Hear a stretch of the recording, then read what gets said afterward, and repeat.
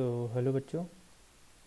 तो मैं इसमें आपको एक वीडियो बना रहा हूँ एमएस पावर पॉइंट का। तो इसमें मैंने जो जो पढ़ाया हुआ है तो आप इसमें देख लीजिए कि उन सब का क्या मतलब था। तो पहले हम माइक्रोसॉफ्ट पावर पॉइंट को ओपन करेंगे। उसका क्या क्या स्टेप्स है। पहले हमें स्टार्ट बटन पे जाना है। यहाँ पे स्टार्ट आ गया, क्लिक करना है इस पर। फिर जिनका पुराना वर्जन होगा उनको ऑल प्रोग्राम्स में क्लिक करना होगा। फिर उसके बाद माइक्रोसॉफ्ट ऑफिस पे, फिर उसके बाद एमएस पावर पॉइंट में। ठीक है। तो यहाँ पे देखिए ये जो दिख रहा है आपको, ये मेरा क्या है, एक तरह से ऑल प्रोग्राम्स है। ठीक है। तो मुझे इसको स्क्रॉल करके नीचे जाना पड़ेगा एमएस ऑफिस को चूज़ करने के लिए, सेलेक्ट करने के लिए। ठीक है। तो मैं नीचे जाता हूँ। तो यहाँ पे एमएस ऑफिस है। यहाँ पे मैंने इस पर क्लिक किया तो एक मेनू खुला, सब मेनू, जहाँ से आपको क्या सेलेक्ट करना है, एमएस पावर पॉइंट। तो आपका एमएस पावर पॉइंट ये यहाँ पे क्लिक करके ओपन हो जाएगा। ठीक है। थोड़ी देर वेट करना पड़ेगा। तो ये आपका एमएस पावर पॉइंट विंडो खुल गई। ठीक है। तो इसमें जो मैंने पढ़ाया था elements MS power point window का, तो इसमें पहला था कि विंडो बटन क्या होती हैं। तो विंडो बटन आपके जो टॉप राइट कॉर्नर पे आप देख रहे हो, क्रॉस, ये रेक्टेंगल और ये मिनिमाइज बटन, तो ये होती हैं आपकी क्या, विंडोज़ बटन होती हैं। तो मिनिमाइज का यूज़ ये होता है कि आप इस पर क्लिक कर दोगे तो आपका विंडो क्लोज होके टास्क बार में चला जाएगा। तो यहाँ पे आप देख सकते हो ये आपकी विंडो, फिर क्लिक करेंगे तो फिर से ये ओपन हो जाएगा। ठीक है। तो मिनिमाइज बटन का ये काम होता है। और मैक्सिमाइज बटन का क्या काम होता है, अभी जैसे आपकी विंडो स्क्रीन देख रहे हो छोटी है, तो आप इस पर क्लिक कर दोगे तो ये फुल स्क्रीन कवर कर लेगा। फिर से आप क्लिक कर दोगे तो ये फिर से छोटा हो जाएगा, फिर से क्लिक करने पे फिर से बड़ा हो जाएगा। ठीक है। और क्रॉस बटन का काम है, ये आपको पूरे जो करंट विंडो आप काम कर रहे हो उसको क्लोज़ कर देगा, पूरी तरह से कंप्लीट बंद कर देगा। तो ये मैंने क्लिक किया तो ये बंद हो गया। ये टास्क बार में भी नहीं जाएगा, कहीं नहीं जाएगा, बस ये सीधे बंद हो जाएगा। तो फिर से आपको इससे स्टार्ट करने के लिए फिर से वही रिपीट करना पड़ेगा स्टेप्स को। एमएस ऑफिस में जाना है आपको। यहाँ से आपको एमएस पावर पॉइंट सेलेक्ट करना है और ये आपकी विंडो ओपन हो गई। ठीक है। मैं मैक्सिमाइज़ कर लेता हूँ। अब इसमें था कि पहला जो बार आपको दिख रहा है यहाँ पे ऊपर, जहाँ पे आप मेरा पॉइंटर देख रहे होगे, तो ये जहाँ पे लिखा हुआ प्रेजेंटेशन 1, इसको हम कहते हैं टाइटल बार। ठीक है। तो टाइटल बार ये रिप्रेजेंट करता है कि हम करंट स्लाइड पे, मतलब किस स्लाइड पे हम काम कर रहे हैं और उस स्लाइड का क्या नाम है। जैसे आप कोई चैप्टर स्टार्ट करते हो तो चैप्टर का आप नाम डालते हो फर्स्ट लाइन पे, तो उसी तरह यहाँ पे भी आपका जो नाम होता है टाइटल का, सॉरी प्रेजेंटेशन का, वो यहाँ पे हम रिप्रेजेंट होता है। तो अभी हमने कोई नाम दिया नहीं, तो अपने आप बाय डिफ़ॉल्ट क्या है, प्रेजेंटेशन 1 है, माइक्रोसॉफ्ट पावर पॉइंट। ठीक है। अब इसी के लेफ़्ट कॉर्नर में आप देखिए ये सारे 3 बटन बने हुए हैं। सेव बटन का ये क्लिक, और ये अंडू बटन है, ये रीडो बटन है।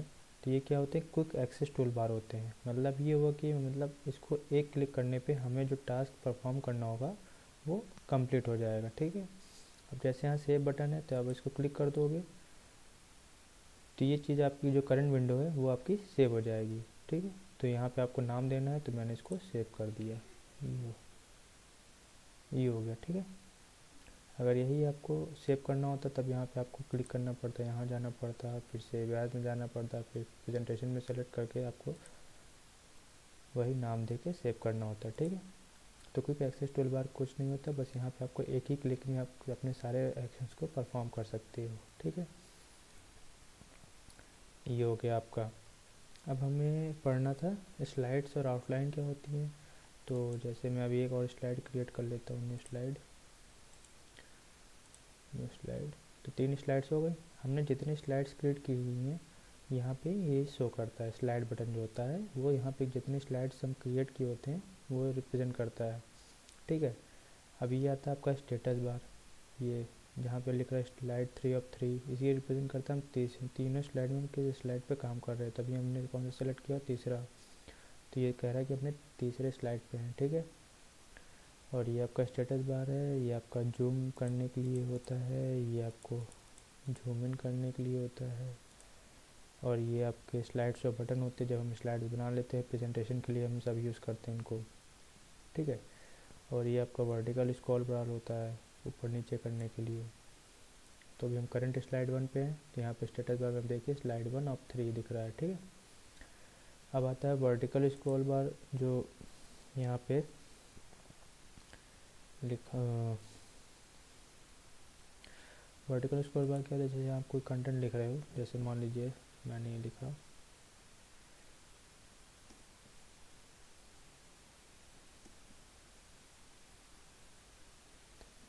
तो आप यहाँ पे राइट साइड में देख रहे होगे ये जो बटन है, ये जो हाईलाइट हो रही हैं, इन्हीं को हम वर्टिकल स्क्रॉल बार बटन बोलते हैं। ठीक है, इस पर स्क्रॉल करोगे तो ऊपर नीचे आपको शो करेगा क्या कंटेंट आपने लिखा हुआ है। ठीक है, तो ये आपका स्क्रॉल बटन हो गई, वर्टिकल स्क्रॉल बटन।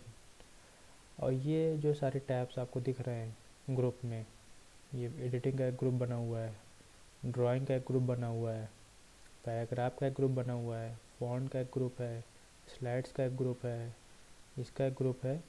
तो ये सब क्या होते हैं, ये पूरा जो टैब होता है ये पूरा रिबन कहलाता है। ठीक है, इस रिबन में टैब्स और ग्रुप्स दोनों प्रेजेंट होते हैं। ठीक है, तो ग्रुप्स के अंदर क्या होते हैं, टैब्स होते हैं, और टैब्स में क्या होता है, डिफरेंट डिफरेंट कमांड्स होते हैं जिनको हम यूज़ करके अपने प्रेजेंटेशन में फॉर्मेटिंग कर सकते हैं। ठीक है, तो आपका ये रिबन हो गया। क्विक एक्सेस टूल बार मैंने बता दिया, ये चीज़ होते हैं। यहाँ पे आप और भी बटन ऐड कर सकते हो, यहाँ पे क्लिक करके। जैसे आप ओपन की ओपन ऑप्शन सेलेक्ट कर सकते हो, जैसे मैंने सेलेक्ट कर दिया, ओपन आ गया। और क्या आप कुछ कर सकते हो, न्यू करना हो तो फिर से यहाँ नया बटन क्लिक कर दिया तो न्यू आ गया। ठीक है, आप यहाँ ऐड भी कर सकते हो। तो ये आपका टाइटल बार में प्रेजेंट होता है। और ये जो बार होता है, home, insert, design, animation, slide show, review, view, ये सब क्या होता है, आपके मीनू बार होते हैं। ठीक है, जैसे भी हमने होम पे क्लिक किया हो तो ये सारे दिख रहे हैं आपको। इंसर्ट पे मैंने क्लिक किया तो और भी सारे ऑप्शन अवेलेबल हो गए। डिज़ाइन पे मैंने क्लिक किया तो और भी सारे ऑप्शन अवेलेबल हो गए। एनिमेशन में मैंने क्लिक किया तो और बहुत सारे ऑप्शन अवेलेबल हैं। तो जब हम काम करेंगे इस पर, जब इसमें वर्क करना स्टार्ट करेंगे तो हम धीरे धीरे समझ जाएंगे इन सबका क्या यूज़ होता है। तो अभी हम होम पे आ जाते हैं। ठीक है, तो अब हम देखते हैं कि आउटलाइन क्या होता है। ठीक है, आउटलाइन जैसे अभी मैं इस पर कुछ लिख देता हूँ।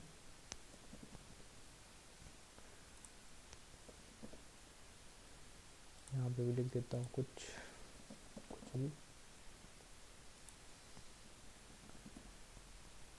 ठीक है, तो ये हो गया। अब आउटलाइन पे जब आप क्लिक करोगे तो ये शो करेगा कि आपने कितनी स्लाइड्स क्रिएट की हुई हैं। 1 2 3 मैंने स्लाइड्स क्रिएट की हुई हैं, और हर स्लाइड में क्या क्या कंटेंट है वो आपको यहाँ पे शो कर देगा। ठीक है, ये आउटलाइन और स्लाइड्स का काम है। स्लाइड्स आपको शो करती है कितने आपने स्लाइड्स यूज़ किए हुए। आउटलाइन ये रिप्रेजेंट करता है कि उन स्लाइड के साथ आपने क्या क्या कंटेंट लिखा हुआ है, तो आपको यहाँ पे शो हो जाएगा। ठीक है, तो ये आपका हो जाएगा स्लाइड्स और आउटलाइन। ये आपका पूरा जो बार कहलाता है रिबन कहलाता है।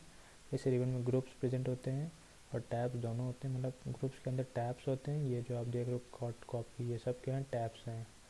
अब ग्रुप्स क्या हैं, जैसे स्लाइड्स का ये पूरा ग्रुप है, फॉन्ट का ये पूरा ग्रुप है, पैराग्राफ का ये पूरा ग्रुप है। ठीक है, तो इस पूरे बार को हम क्या कहते हैं, रिबन कहते हैं। और इसे टाइटल बार कहते हैं, इसे मेनू बार कहते हैं। ये वर्टिकल स्क्रॉल बार हो ही गया। ये टेक्स्ट एरिया होता है जहाँ पे हम काम करते हैं, जो लिखते हैं, अपना प्रेजेंटेशन क्रिएट करते हैं। तो that's all, thank you class.